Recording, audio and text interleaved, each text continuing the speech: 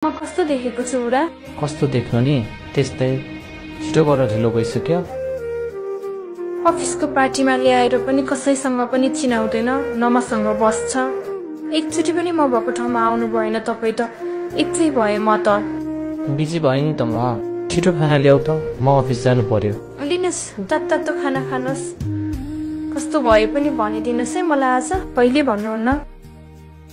ठिकै छ।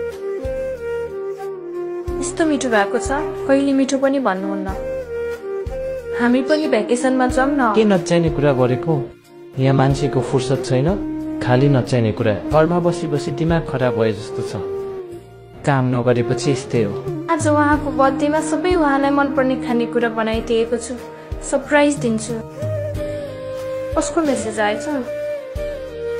आज पनि घर नआउने रे। जहिले यस्तै, आजको दिन पनि यस्तै। के मेरो लाइफ अब यस्तै हो जहिले पनि?